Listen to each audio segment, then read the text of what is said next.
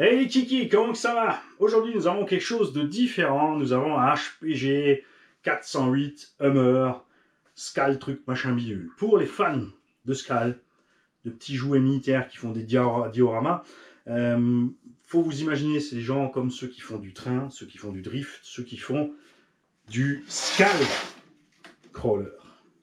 D'accord? Ce sont des gens pour qui les détails réalistes sont importants. Jusqu'à l'intérieur, tableau de bord, vous l'avez vu, les shifts, on a des engins avec le tableau de bord éclairé, avec tout.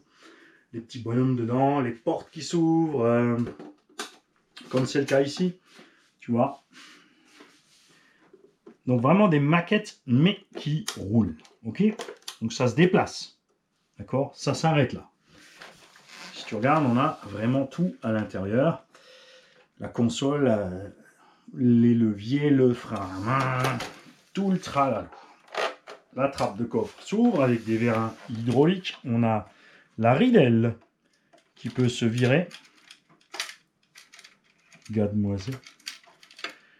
À bord, nous avons le cric, le tire-fort, tout ce qu'il te faut. Là-dedans, on glisse la batterie 2S, d'accord, ou NMH, ce que tu veux. On a la mitrailleuse au-dessus. On a la trappe qui s'ouvre en deux parties, comme le vrai. On a les rétros qui se rabattent. Le snorkel. Et sous le capot, nous avons bien sûr l'installation électrique. Le capot qui se verrouille aussi avec les petits trucs de bocal à cornichons. Check ça. Et si tu te poses la question, qu'est-ce que ce truc fait là? Eh bien, c'est Alexis qui a eu une petite panne avec de la fumée s'est échappée. A priori, le Vario a lâché de la bestiole. Donc, tu ouvres le capot. Là, tu as un 6 mm moteur et tu peux ouvrir ça. Et en dessous, tu as l'étage électronique. Nous avons le récepteur, la centrale pour les feux. Très étrange, c'est qu'il y a deux de ces bins dedans de répartition. Ici, on a une platine avec les branchements. Ici, on a... mais ça, on verra. Je vous expliquerai encore plus tard. Le petit variateur charbon en dessous, un moteur 540 charbon ou 550. Il est prévu, tu peux installer la fusion dedans. Ça sera beaucoup mieux, évidemment. On a tout le câblage aussi fait un peu réaliste avec les feux avant, à bord. On a une suspension assez basique. D'accord, ça c'est un peu dommage. Là, certains vont dire oui, mais bon, les Hummer aussi, ils ont une suspension de merde. Et c'est vrai. Donc, beaucoup de détails. L'engin fait 5-6 kg. Et pour quelqu'un comme moi, qui aime rouler en RC, ceci n'est pas awesome. Parce que même si j'allais faire du crapahuteur avec ça, on a très peu de débattement de suspension. Tu vois, il faudrait quand même un peu plus. On a une suspette qui est vraiment beauf. Hein, mais ça devrait conférer à l'engin, sur les vidéos au ralenti, un bon look. Et c'est le cas. Quand tu vas voir ces engins en vrai, enfin les vidéos de ces engins, tu vois toutes les vidéos toujours au ralenti avec les roues qui travaillent bien et tout le bordel et tout. C'est rien, c'est les images qui sont pleines. Il n'y a rien qui va exploser.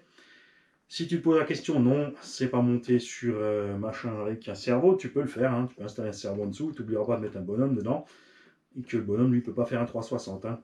Mais par contre, tu as toute la tourelle qui tourne. Eh ouais, qu'est-ce que tu crois?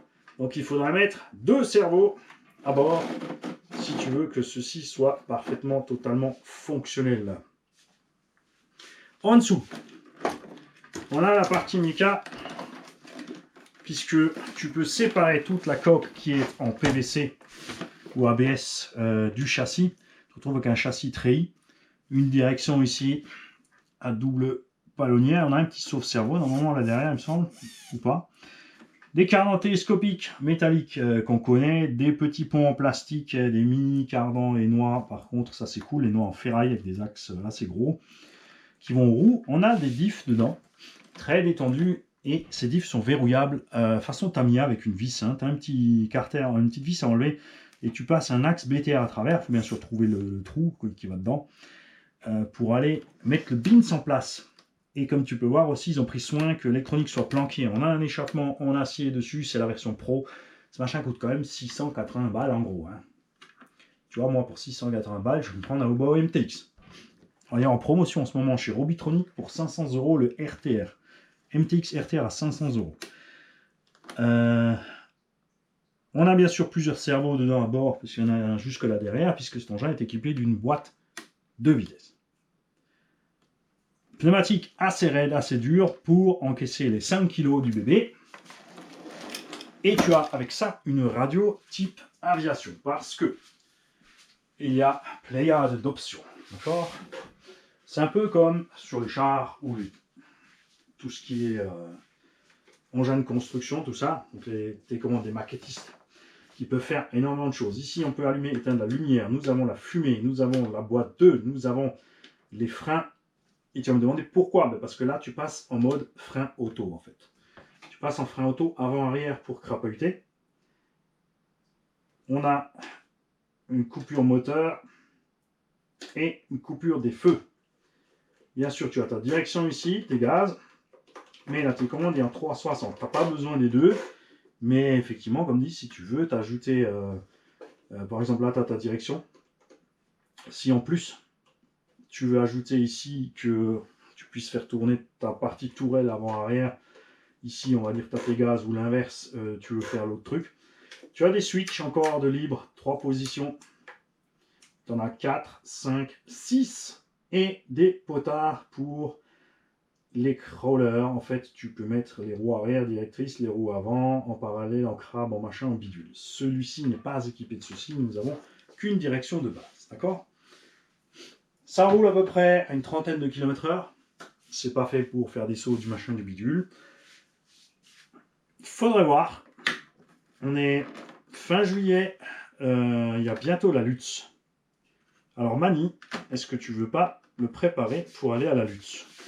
Pour faire un petit run scal à la Lutz. C'est-à-dire que tu ne pourras pas franchir grand-chose, ça sera plutôt réaliste. Hein, on va pas me faire des trucs de dingue comme avec le Cross RC MOX. Qu'est-ce qu'on s'est marré avec ce MOX? Il me manque. Je sais toujours pas lequel acheter. Hein. MOX me plaît toujours autant. Ils ont fait une nouvelle version, juste de stickers. MOX 2 m'a jamais plu. Le X3 me plaît. Le X4 me plaît. Et le XL me plaît. Comme dit juste sur le XL et le X3, me manque en fait juste les pare-boues devant. Il manque un truc. J'ai envie de prendre la cabine du MOX et la mettre devant le plateau du XL. Tu vois, un truc comme ça. Alors, tu peux tout de suite prendre le X4, le Gladiator. Ouais, je sais pas. Je sais pas. Donc, Alexis, il a fumé son Vario. Alors, il a trifouillé un petit peu. J'ai 2-3 trucs débranchés. Alors, ça ne va pas être très compliqué à rebrancher. Hein. On a des petits numéros, on a quelque part la notice.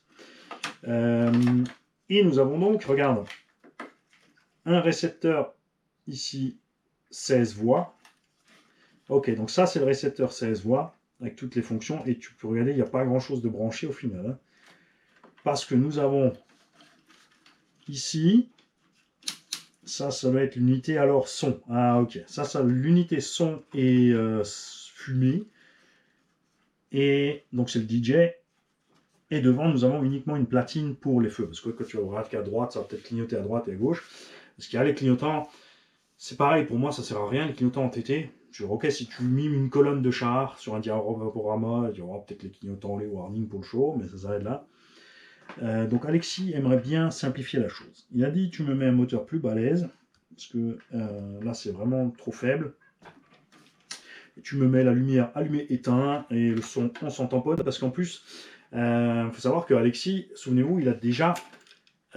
Alexis et Régis et son frère, ils m'ont pris 3 Outlaw Rampage Pro avec les bruiteurs ESS One Dual ou ESS Dual Plus. Et quand tu as goûté au Dual Plus, niveau qualité de son, pas niveau fonctionnalité, hein, niveau qualité de son, les gars de la lutte pourront le confirmer, quand j'ai démarré le ESS Dual One sur le Emo X,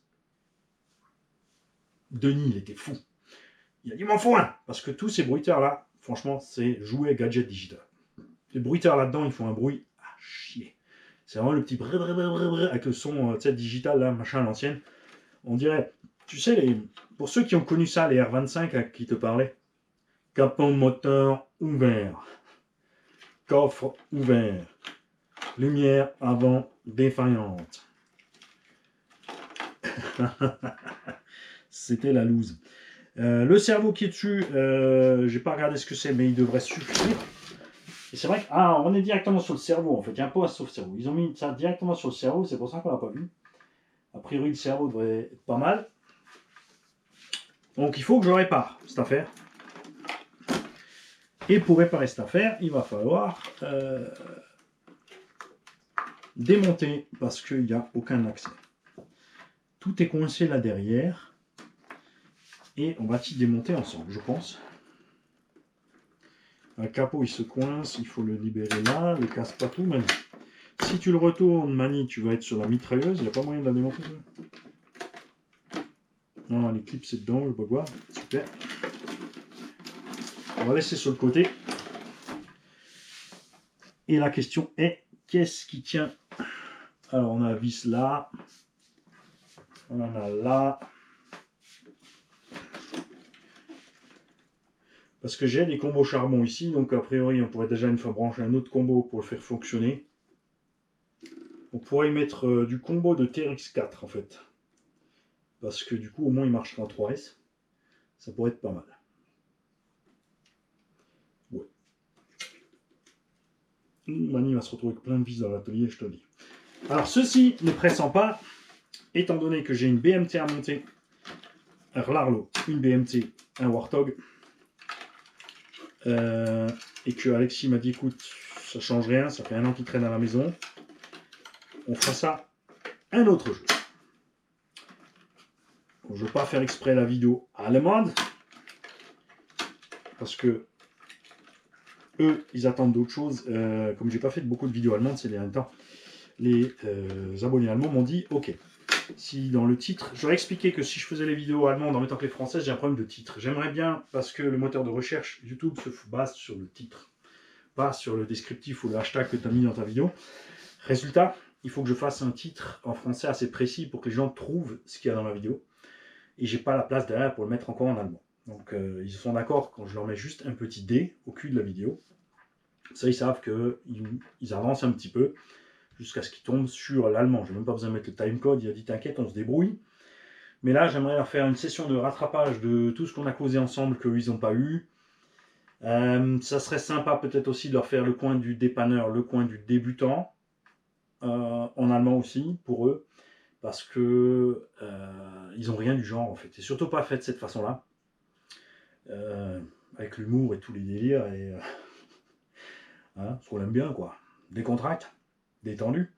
C'est ce que j'ai dit dernièrement à un abo, un nouveau venu. Je lui ai dit ici, que tu sois amateur, pro, que tu sois pointueux ou réparateur horizon, tu es bienvenu. Tant que tu sais partager et que tu n'attaques pas les autres parce qu'ils font autrement que toi. Tout simplement. Et il a aussi très vite compris que l'orthographe, on s'assoit dessus. On s'en fout total.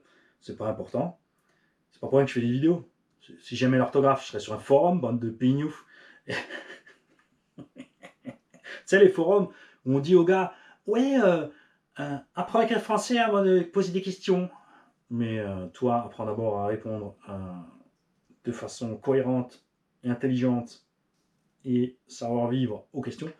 Ensuite, tu fais un message privé à la personne pour lui dire écoute, par contre, ça s'écrit C'*EST, pas SAIS, tu t'es trompé. Tu vois, ça, c'est la bonne façon de faire.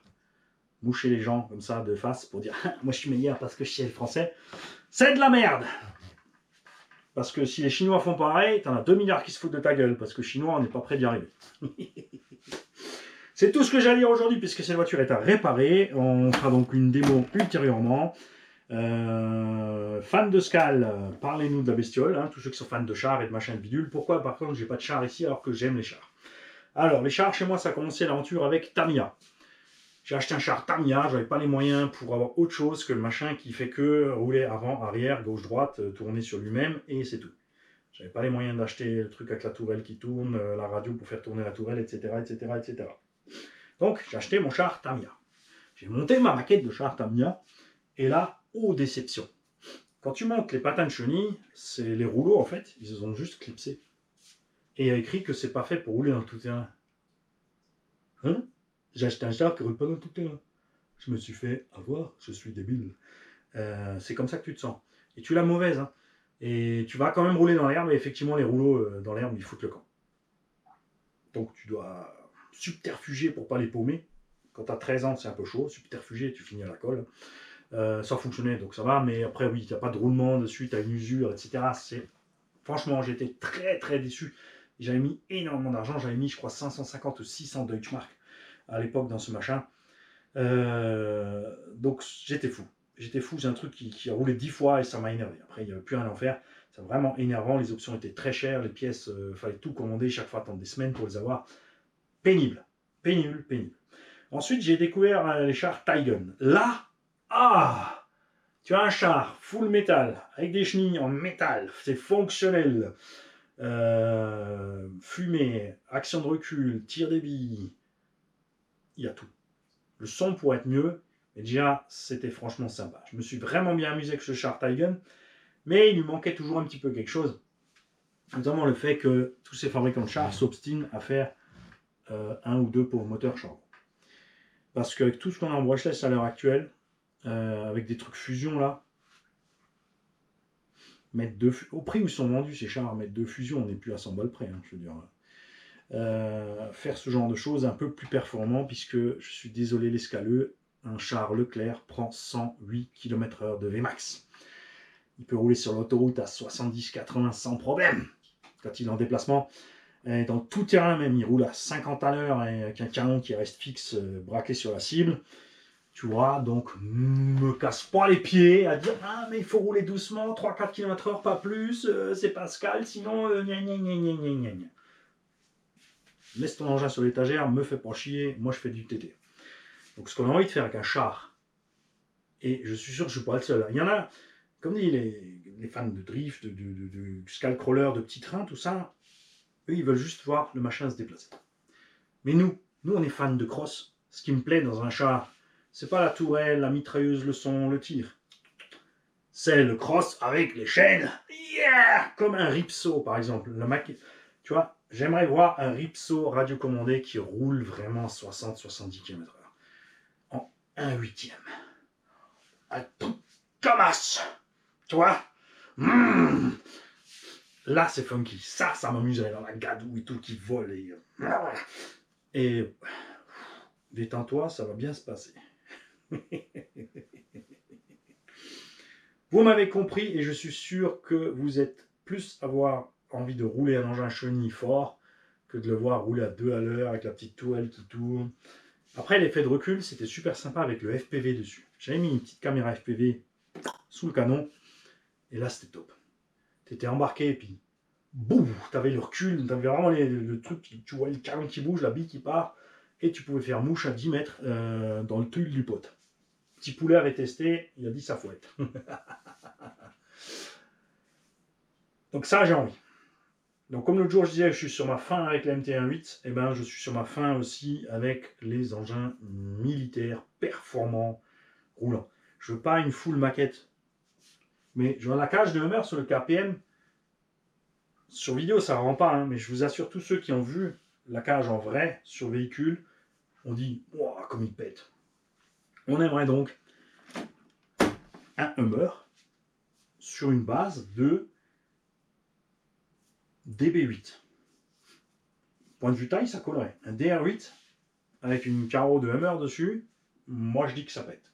Avec un peu plus de débattement, de quoi rouler cross, c'est sûr que tu ne rouleras pas 80-90 comme qu'on se ferait avec nos 1/8, mais un petit 60-70, quand même avec un engin un peu, tu vois, un semi-scale, on va dire, une carreau basique, il faut que ça ressemble à un Hummer quand ça roule, c'est tout. Et des chars un peu plus performants. J'ai vu des chars beaucoup plus gros là, mais 5-6 000 euros. 5-6 000 euros char, par contre, là c'est beau. Mais ouais, tu en fais rien non plus au final. Le machin, il fait, je crois, 40 ou 50 kilos. Donc, tu le charges, tu mets des rampes pour charger, décharger de la voiture. Tac ça dans le coffre. Mais pareil, c'est pas prévu pour être réellement performant en fait. Ça se déplace. Mais il manque un truc. Il manque un truc dans ce domaine-là. Après, il en faut pour tous. C'est pour ça qu'il y a ça pour les gorés comme moi. Donc les scaleux, est-ce que parlez-moi de ce que vous avez comme expérience avec HPG sur les différents engins. Pour moi, c'est vraiment, c'est pas construit comme une RC, c'est construit comme une maquette, vraiment, avec tous les petits trucs, même côté en dessous, côté transmission et tout. C'est un peu moins dinette, honnêtement, que le... J'ai même oublié son nom, tellement il m'a saoulé. On a testé, donc on a monté le Killer Bodies machin. Vous le verrez pas rouler parce que je l'ai pas totalement fini. Je l'ai vendu un abo, un tout petit prix sympa par rapport à ce que c'est. Parce que cette histoire de shift qui coince, ça m'a gavé. Ça m'a gavé. Quand tu vois que Crosshair, c'est Kraxman, Traxxas, Yicom en 1.10 et en 1.8, et ils ont même fait encore un tank turn, arrivent à faire des trucs qui marchent avec les shifts, mais comme sur des roues Moabi, ça marche nickel. Et tu vois, là, tu es en train de te faire chier à essayer de bloquer, débloquer un diff, et que finalement, j'ai fait rouler l'engin, et le truc, ça franchit que dalle, en fait. C'est tellement trop scale que ça passe sur rien. Ça monte un trottoir scale, et un peu plus, ça commence à... Ça va pas avec les pneus, les machins, Ah, c'est trop. Je peux pas. Je peux pas. Ça me donne des boutons. Donc cet engin Scale a été vendu. Peut-être que on le verra à la lutte. Hein. S'il l'a fini d'ici là, l'abonné qui l'a acheté, c'est un Fabien, je crois. Je me souviens plus, il y a tellement de Fabien à bord. Et... ouais. Est-ce que j'aurais fini celui-là? Jamais de la vie, Mani. Jamais de la vie, tu auras fini à temps. Voilà. On a fait le tour un petit peu. Donc j'aimerais discuter tout ça avec vous, tout ce qui est escale, engin militaire, char, tank, tous ces trucs-là. En camion, on trouve pas mal de trucs grâce à Cross RC, justement, et RGT et compagnie. On trouve pas mal de camions militaires sympas, et qui sont déjà... Quand tu vois ce que j'ai fait avec la Jeep Cross RC, et sachant que les camions ont la même méca, il y a de quoi faire. Il y a vraiment de quoi s'amuser quand même avec ces engins. Reste qu'il nous faut des engins Dakar, des petits camions comme ça qui roulent à 70-80, ceci, je t'assure. Qu'on roule normalement, hein. Debout sur le côté et on fait rouler l'engin, d'accord? Pas courir après. Je taquine. Ce qu'on aimerait, c'est que des gens qui pratiquent cette discipline passent sur la chaîne et nous disent, voilà, j'ai vu que tu nous cherches tes noises, je vais t'expliquer ce qui m'amuse, moi c'est ça et ça et ça et ça, tout simplement. Hein, ça s'arrête là. C'est tout. Et voir, parce qu'il y a sûrement plein de choses que j'ai pas vues. Comme dit pour les chars, pour l'instant, le plus sympa, c'est les Taigun. Taigun qui sont vendus sous plein de marques. Hein. Toro, Amevi, tout ça, c'est les chars Taigun. D'accord? Il n'y en a pas 36 000 en fait. Il y a Taigun et il y a Tamiya. Si vous connaissez d'autres trucs, dites-le nous. Et puis voilà. Je vous souhaite à tous un bon dimanche. Moi, je vais préparer ma vidéo en allemand pour le midi. Ce ne sera pas du tout ça. Je le laisserai peut-être sur la table. On parlera vite fait du truc. Mais on va leur faire un petit récapitulatif du reste. Et voilà. J'attends, comme dit encore, un engin qui est parti depuis plusieurs semaines de Chine. C'est pas un grand, mais c'est un truc qu'on m'a demandé. Et tous les gens qui m'ont demandé ça m'ont demandé de façon tellement sympa et agréable. Vous me connaissez, d'abord je dis oh non, machin, c'est pas vraiment ci, c'est pas vraiment ça, ça m'intéresse pas. Mais évidemment, je l'ai déjà commandé, il est en route. Mais comme dit, depuis 8 semaines, j'espérais pouvoir vous le montrer avant. Mais ça traîne, ça traîne, ça traîne, ça traîne. C'est un peu dommage. Faut comprendre aussi, c'est parce qu'il y a beaucoup de lag avec les fabrications en ce moment, de transport et de trucs. Et puis arriver en France, ça prend encore autant de temps que de Chine jusqu'en France, parce que ces périodes de vacances, on a des facteurs intérimaires qui ne connaissent pas les villages dans lesquels ils livrent, ils se trompent de boîte aux lettres, ils n'ont pas envie de venir parce qu'ils sont traités comme des merdes, parce qu'on leur a promis 39 heures de contrat ou 35 heures, et arrivé au jeudi, on leur dit vendredi, samedi, tu ne livres pas, il n'y a pas assez de colis, et donc ils ne sont pas payés. Résultat, les mecs, le lundi, ils sont plus là non plus, et on ne peut pas leur en vouloir, c'est normal. C'est la honte, la poste.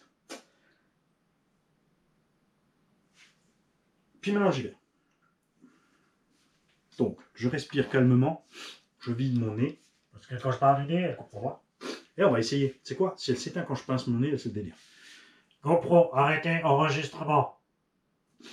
Non, ça marche pas. Et c'est là qu'elle fait un highlight en fait. GoPro, arrêtez enregistrement.